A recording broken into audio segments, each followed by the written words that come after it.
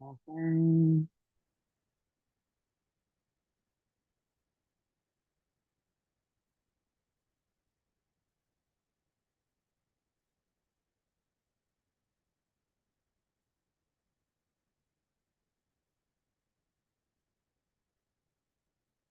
I think visible on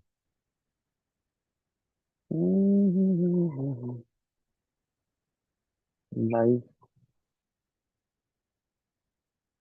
Hello everyone, welcome back to my YouTube channel English Lovers by Honeydee, but the name is changed to English Enthusiast. Uh, this is the second class.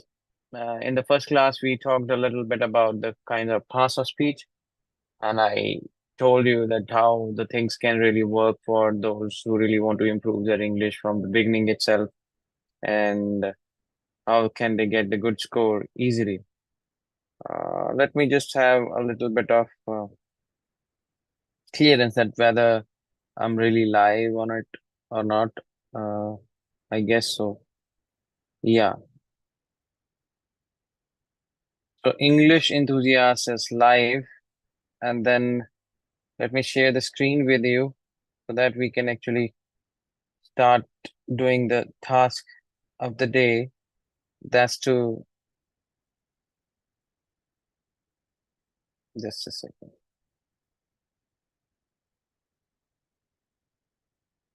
So I hope the screen is visible to everybody, and I'll see that whether in the live session that's It's to visible.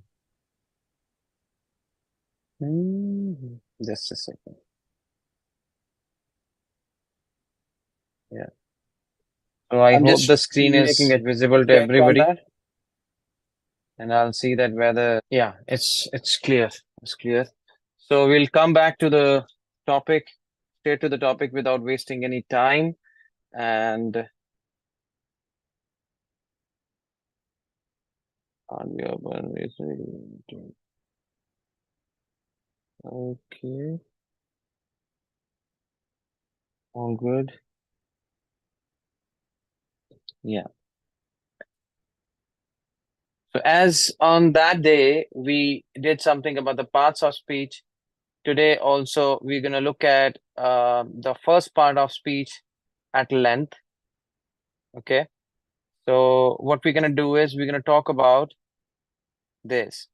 Now, as on that day, I told you that the parts of speech are very important to know, so that we can get to know like how to write a statement, how to speak a statement. Whatsoever we say, all of them contain the parts of speech, now and then or every time. Like whatever we say, they contain the parts of speech. So definitely we need to have a little bit of information, or we should be aware that what are these elements of grammar.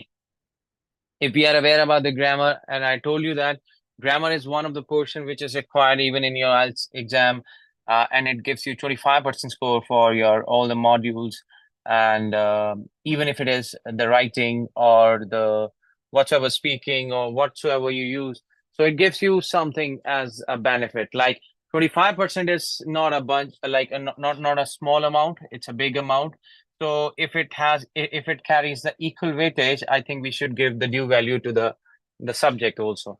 So once you will be aware of all those things, like in these 255 pages or whatsoever number of the pages I've discussed about, so at least you are going to be your base is going to be strong enough to actually carry forward with the kind of knowledge that you want to attain in English learning, whether it is your ELTS exam or you want to pursue your further studies in English or else, whatsoever it is. If in case there would be a customer outside, I have to go outside and see the customer. For that time being, you have to just bear me, like for a while, and then um, the rest is like we will keep on studying. So here we have the term noun. Okay, everybody should know that noun. Like there are different kinds of examples that I have before me. Everything around us will have a name.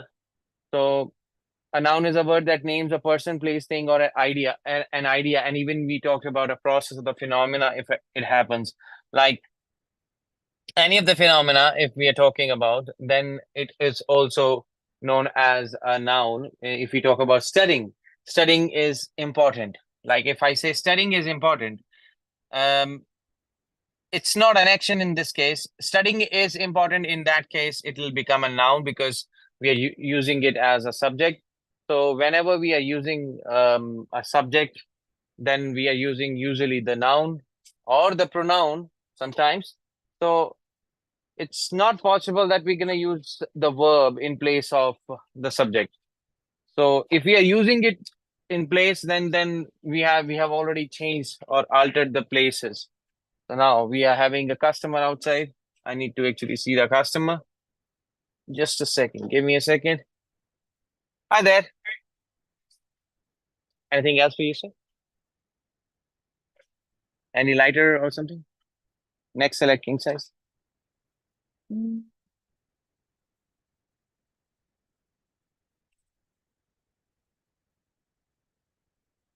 How would you like to pay, sir?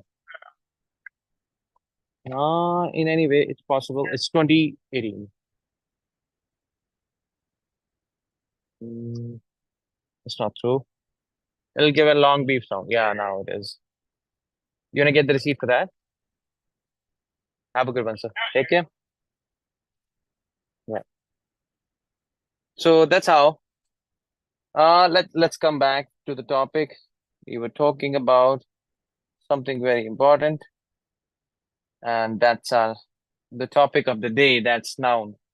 So I told you on that day that if you will do 2 pages of this particular ultimate speaking course book, then within 4 months, any person who has started the English learning from the beginning itself will be at least able to enhance everything else after this book on his own or on her own, once you are aware of all the rules and regulations and everything that's in English. And it is in the interesting way that you can do it, because there are lots of other activities that are going to come in this book, and they will definitely help you out to improve your vocab as well, not only for the sake of speaking but also for the writing's purpose. So let's move further with that. The noun is a word that names a person, place, or thing, or any idea. Any person in your life, um, uh, like whomsoever has a name, just remember that person, and then you will, you can actually digest this knowledge accordingly. If the person is carrying a name and the common name, common gender is something else, like for example, here we have an example that George, Jupiter, ice cream, courage, books, bottles, Godzilla. So when we say George, George is a particular name of a person. So George is most probably the name of a male person. So if we talk about the common gender in that case would be a male guy. So yeah, so that's a common noun. George is a proper noun because proper name is given to that common noun. So common noun is something that which has been given the proper name, and once it is given as a proper name, will be called as proper noun. But like what fundamentally you should know about noun is it is it is a name. It has a name. Sorry, it has a name. Like for example, I have lots of things around me, which can actually be taken as an example, like toilet paper. That's also a noun. Um, what we say, a rolling paper, a cigarette rolling paper, or we can say that any printing paper. So that paper is a common noun. Um, Beef jerky, yeah, you can say that. And smokes of different categories. Beverages. We got the rock stars. We got um, Gatorades. We got candies. We got chewing gums. Lots of names are given to them. If we talk about a particular name, then we will be using it as like a proper noun.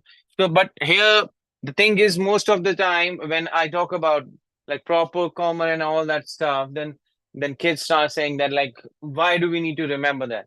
Obviously, whenever in a statement, if it is written for multiple times, if one word is written for multiple times, you should be known to that one, like how to differentiate between different nouns in a single line. So if you will be able to know all the kinds of them, then definitely there won't be any kind of confusion in your brain whenever you are seeing a statement or whenever you're watching a statement written or you are speaking it out in front of somebody.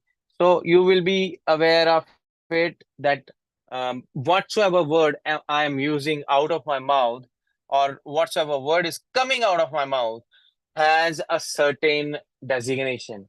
Okay, so that designation will be clear only when your grammar is strong enough.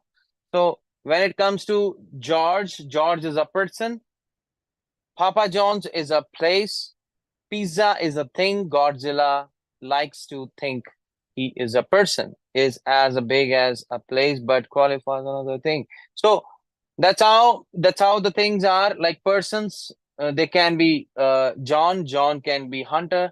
Sorry. So like the different persons are being there. Hunter can also be a person. Audience can be of number of people. So places, theater, Minnesota Park, all of these are the places. And then dash is there to actually fill it up on your own, thinking about any example of the persons, any example of the places, any example of the things or ideas. Inspiration is a phenomena. It's a process of inspiring or being inspired by something. What is your inspiration? Like, why have you started teaching? So if somebody will ask me, why have you started teaching? Because I felt that, like, I have a hold on actually somebody's intention of learning. So if I have the hold on somebody's intention of learning, in which way somebody wants to go, then definitely I should go forward for that kind of career where I can help out people to understand the things in a very easy way, not to make it very complex. It should be a problem solving stuff. It should not be like creating problems. So that's how it is. That's what I'm saying. Like, we should know, like, the words like inspiration, precipitation, evaporation. We talked about that on the day two, like in the first class. And then thereafter, we have the words like joy, freedom. All of them are abstract now, like something. Freedom cannot be seen. Freedom cannot be touched. Freedom can be felt only. Like, yeah, whenever you feel free, you are relaxed. So relaxation also, you can feel the relaxation or something which like honesty. Something like some words are there in English which can be felt only, which cannot be seen, which cannot be seen with the like naked eye, or it has to have been felt. So something which can be felt but cannot be seen with the very eyes, that will be abstract noun. Abstract, something which cannot be touched and can be seen with the naked eye. So that would be abstract noun. That's another category. One we did the proper noun, proper name, common noun, common name of the proper noun. Then we got this classified one, what we said, like abstract noun. We got abstract noun and we got the material noun as well, like lots of things like car. These are the things, television, these are the things. So material would be like something, the elements which actually are being used for making television, like the steel. Steel is a product, so that has been used to make things. So then um like copper wire or copper or something like that, that's also the material. So all of them are like that. So the first thing first is the common noun. That's a common noun is a general name for a person, place, thing, or idea. So common name is a general name. General name is generally we call, if we take the general name of someone, that would be a common noun. So they are usually not capitalized.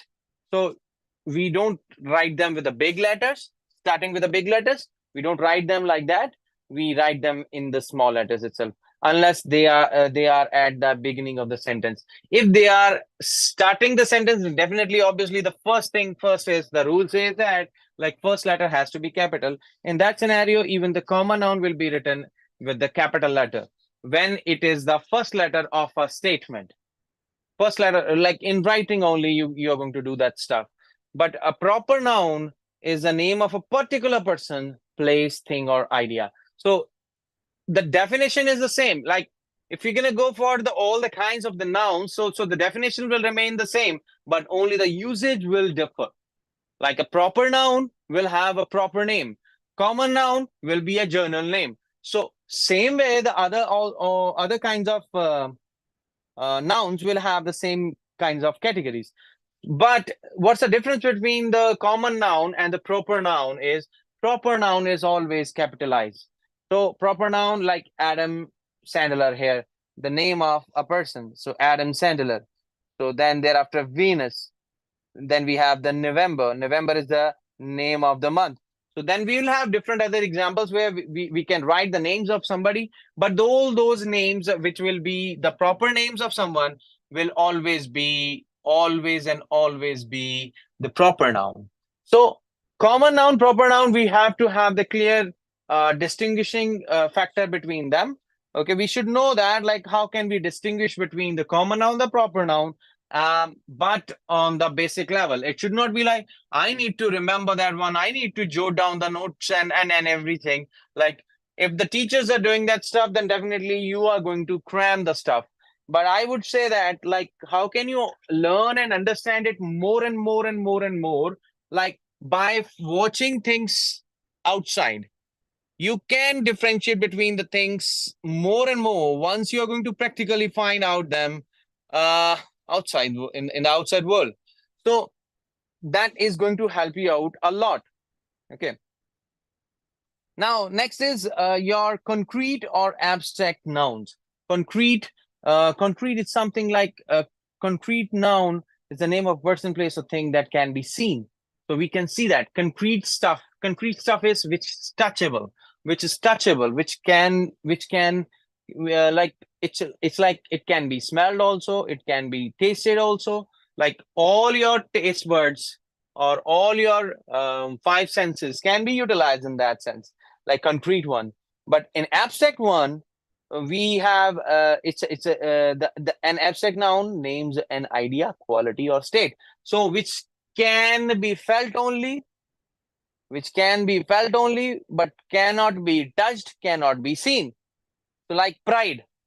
So you can't see the pride in something, like you can't see the pride in front of you. Pride is not a human being which will stand before you. Pride will be inside a person, and you can see a person.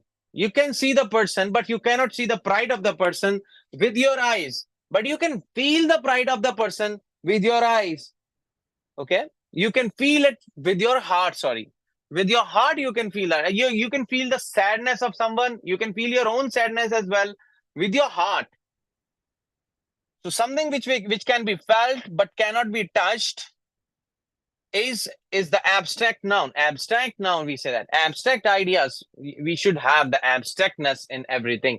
Like if we are going to feel it more, we're going to do it better. Uncertainty, like something which is not clear, something which is uncertain, which is not clear, which is not definite. Uncertainty, if there is some uncertainty, which we can feel the uncertainty, yeah, that I think it is not going to happen. So that's how it can be felt. It cannot be seen. It cannot be touched. Uncertainty cannot be touched. Independence cannot be touched.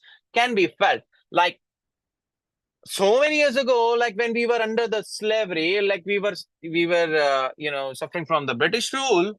That time, then the independence, was felt. We know that when we felt that. So those days when we were under the slavery, or we were being enslaved by the kinds of shackles that the British Empire created around us, and now we know that who is doing better and how we are better, and somehow we still believe that we are enslaved by something. And definitely, yeah, there are things which I also personally believe that should be changed with the passage of time. When we see the people around, when we see the world around us, or when we see the countries around us who have actually explored themselves a lot, and we are still there, we are actually still there even after exploring a lot, and we have seen the cases, like we know that the recent case of the rape. So all those things should be, you know, checked out, scrutinized, and things should come under control. And definitely, then how then that's the way to make your country a safe place to live. And that's how the independence will be gained. That the main word that actually was going on in my mind was your independence, was our independence. So independence can be felt, independence cannot be touched. Independence cannot be seen. Independence can be felt only that, yeah, I am free. When a girl is free to go at the night time to workplace at 2 o'clock, 3 o'clock, and is safe and safest, feeling safest of all, then I think our independence can be felt. But our independence cannot be felt when we feel ourselves disturbed, perturbed. We are always confused that if I am out at night time at 2 o'clock, even the male or the female, whomsoever it is, if they don't feel safe, that means we are not independent. We are still under some kind of fear. We are under the plight still. So that's how the things are bad. We need to actually work on that. Then there are some ways to understand the nouns. See, I told you that the nouns are of different categories. One of the category I told you, the material noun, and then there's abstract noun, the proper noun, the common noun, the concrete noun. We differentiate them so that we can actually manifest the knowledge, manifest that one. Yeah, yeah, I understood that. I understood that. I got to know the concept. I I can actually assure anyone that I know about it and I know how to differentiate it. Like, it's up to you whether you want to differentiate it in whichever way, singular or the plural noun. So singular noun would be the one like which is of for one person, one place, only one person, one place, one thing, or one idea. Plural noun would be for more than one person, more than one place, more than one thing, and more than one idea. So like city, if I say city, city will have the plural cities. And how we make it, we should know that, like how to actually make them similar to the plural. Then that's also the basic concept that everyone should know about. I would say that uh, you need to find out as many as word possible, like which will have the singular and the plural identifications, and you need to know that. Like, for example, fish. We say fish to be singular, fish to be plural. Like, even if the group is there, then we call it fish itself. Okay, that's what we say. Like fishes, we don't say fishes. Okay, so that's how it is. Mm, and then thereafter, we got the collective noun. That's very important one. Let me tell you, the collective noun is why important. It is important just because there are lots of examples around us. Like if we say audience, we say um, sheep, sheep's flock. Okay, like the flock of sheep. So herd, media, pack, and all that stuff. Mob. That mob, when we say mob killing. So there again we have the collective noun. So there are lots of people when they are in group. So crowd is also one of the word we got to know. So the collective noun is the name of a group of people or the things. When we are using, uh-oh, where are we? I think I need to share it again.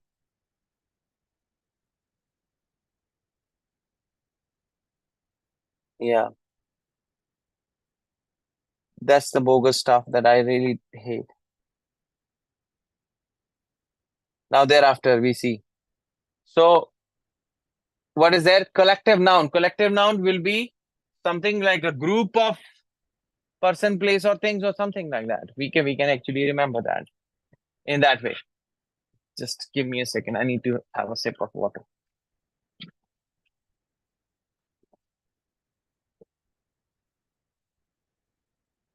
And after this chapter, particularly noun, I'll just close the live session and I have to do my work. So thereafter, I need to do some cleaning stuff and all that. So we will stay tuned for the next class on some other day. So let's continue. Compound noun. Actually, I should say all these things in the beginning itself, and then thereafter I need to go with the lesson.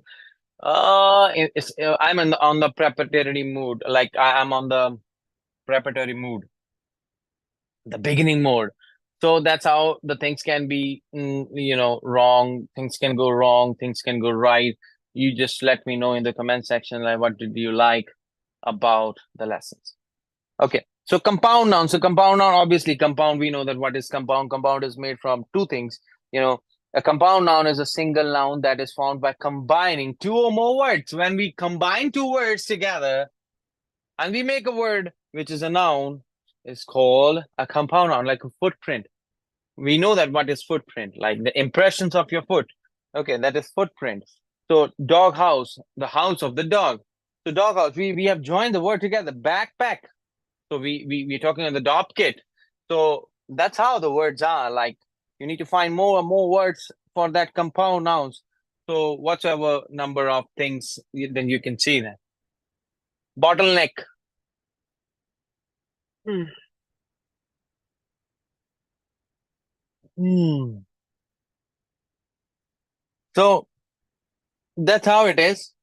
It is what it is. So then we got the possessive nouns. Actually, there are no possessive nouns. So, but we say that possessive noun, just we have created a category so that we can remember them. A possessive noun shows ownership of the relationship. Hiker's boots. So boots, we know that boots is something like a noun. It's a common noun. But bikers or hikers, whomsoever we are using. So that is a possessive case. So that's a possessive case. So Karen's car. Whose car? Karen's car. So that's how it's a possessive case. But the noun here would be car only. Car. We say car, not car. R sound has to be emitted. So then we got like one exercise. Then you have to see here what it is. You can take the screenshot of the same and do the exercise and send me the answer in any way, like whether on YouTube or you have my number, you know, there you can send. Of all the words, yeah. Question is to be clear. Underline every noun in each sentence. Of all the world's monsters, the dragon is the best known. So it's very much clear that we know that like the nouns are to be underlined. So then definitely the monsters is first noun, the dragon is the second noun. Dragon is the best known, the world's monsters. So ancient cultures imagined the dragon as a giant snake. So we know that cultures, cultures, ancient cultures can be felt. And then dragon, and then thereafter snake. We all know that. I gave you two examples, and rest is your work to be done. You can take the screenshot of the same, and you can send me the answers so that I will be clear that you got to know about the concept of the noun today itself. So then comes the topic of the verb. We will talk about this verb in the next session. For now, I need to say bye-bye because I have to do my own work as well. So till then, I would say that stay tuned and keep studying. Let me show you one trick. Yeah, I'm somewhere. Yeah. So what I'm trying to tell you is try to learn as many as things as possible regarding the nouns. Your homework is like that. Not only that exercise, but try to find at least 100 nouns and just list them up and send it to me in the comment section. You can send the message that, sir, I got to know about what you're trying to say. That noun is clear to you. Then thereafter, everybody has to be very much clear about the nouns, and thereafter we need not to discuss about it anymore. Okay, so You can see at the back, like without any kind of attire, I'm just going to the space. Thank you very much for